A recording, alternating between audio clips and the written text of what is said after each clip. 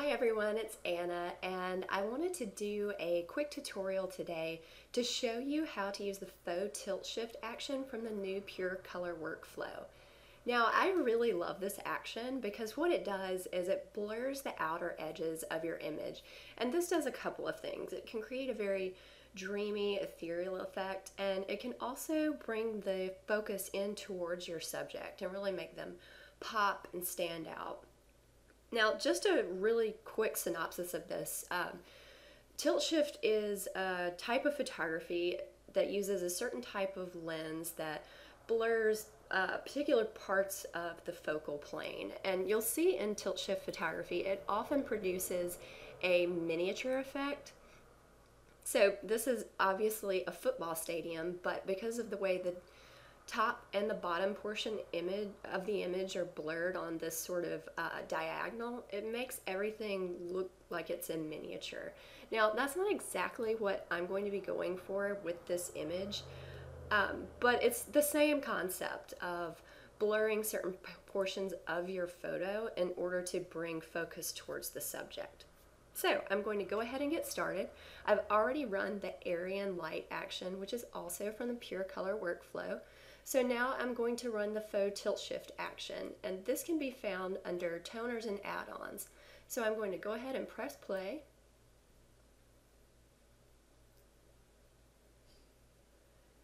And after the action runs, you'll see this message pop up, and just press continue. After you read it, it's basically telling you that this is going to blur portions of the image, and you're going to use a soft black brush to erase any parts of the image that you don't want to have a blur to them.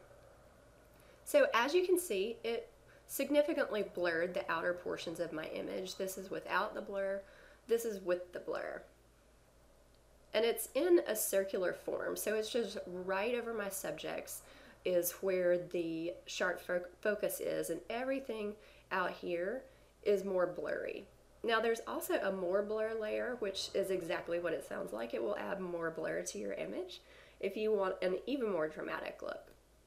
So for now, I'm just going to stick with this first Faux Tilt Shift layer. And if I feel like the strength of the blur is too strong, I can reduce the master opacity. So I'm going to put it at about 50%. That way there's a subtle blur, but it's not too strong for this image. So if I were editing this image, I would just call this done at this point.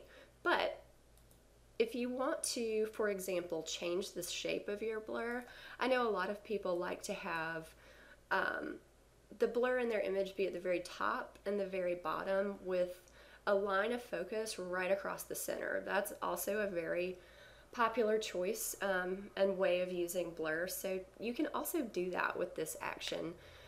So first you'll want to make sure that you're on your Faux Tilt Shift layer here with that layer mask selected.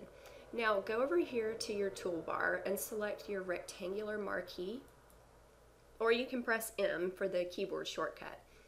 Now what I'm going to do is draw a rectangle here and round about the center of the photo. It doesn't have to be exact, just so that I have a section up here for blur and a section down here.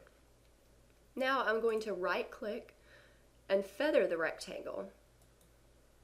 And I'm going to actually feather this at 100 pixels, just so that there is not too harsh of a line between my blur up here and my crisp, sharp portion here in the middle.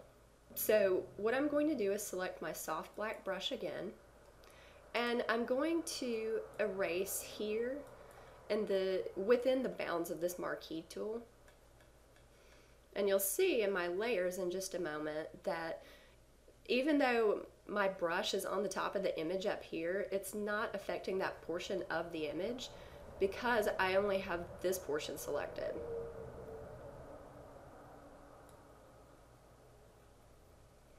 And I also have my brush at an opacity of 77% instead of 100, just so it will blend more naturally. Alright, so I'm satisfied with that, and you'll see over here in my layers panel that my Faux Tilt Shift layer The black portion here represents where I erased with the black brush. So you can see it's rectangular here, whereas before it was circular like this. So those are two ways that you can use the Faux Tilt Shift Action from the Pure Color workflow, using either the original radial blur that occurs when you play the action, or using the rectangular marquee and blurring the top and bottom portions of your image.